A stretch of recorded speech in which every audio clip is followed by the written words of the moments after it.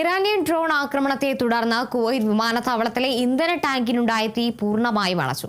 Kuwait ഫയർഫോഴ്സും Kuwait ആർമിയും വിമാനത്താവള സുരക്ഷാ വിഭാഗവും സംയുക്തമായാണ് പ്രവർത്തനങ്ങൾ ഏകോപിപ്പിച്ചത്. അപകടത്തിന്റെ വ്യാപ്തി കൂട്ടാതെ വളരെ വിദഗ്ധമായ സംവിധാനങ്ങളിലൂടെയാണ് അപകടം തരണം ചെയ്തത്. ഡ്രോൺ ആക്രമണത്തെ തുടർന്ന് കുവൈറ്റ് അന്താരാഷ്ട്ര വിമാനത്തിലെ ഇന്ധന ടാങ്കിലുണ്ടായ തീപിടുത്തം അണച്ചു. അഗ്നിശമന സേനാംഗങ്ങളുടെ തുടർച്ചയായ 58 മണിക്കൂർ പ്രവർത്തനങ്ങളിലാണ് തീ പൂർണ്ണമായും അണച്ചത്. ഇറാൻ ആക്രമണത്തിന് തുടക്കം മുതൽ ഇതുവരെ സിവിൽ ഡിഫൻസ് ടീമുകൾക്ക് 82 അസാധാരണമായ സംഭവങ്ങൾ കൈകാര്യം ചെയ്യാൻ സാധിച്ചതായി കുവൈറ്റ് സിവിൽ ഡിഫൻസ് വക്താവ് മുഹമ്മദ് അൽ ഗരീബ് അറിയിച്ചു. ഇതിൽ മിസൈൽ, ഡ്രോൺ അവശിഷ്ടങ്ങൾ വീഴുന്നതിലൂടെയും നേരിട്ടുള്ള ആക്രമണങ്ങളുടെയും ഉണ്ടായ തീപിടുത്തങ്ങളും ഉൾപ്പെടുന്നു.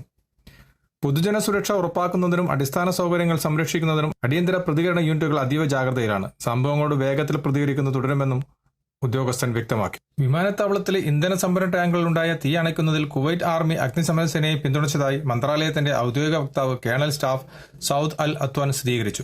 സായുധ സേനയിലെ അംഗങ്ങളുടെ ഉറച്ച ദൃഢനിശ്ചയത്തെയും മനോവീര്യത്തെയും അവരുടെ രാജ്യത്തിന് പ്രതിരോധിക്കുന്നതിനും സുരക്ഷയും സ്ഥിരതയും നിലനിർത്തുന്നതിനുമുള്ള നിരന്തരമായ സന്നദ്ധതയും അചഞ്ചലമായ പ്രതിബദ്ധതയും അദ്ദേഹം പ്രശംസിച്ചു. കുവൈത്തിൽ നിന്നും കേരള വിഷന് വേണ്ടി IV സുനേഷ് വെങ്ങര.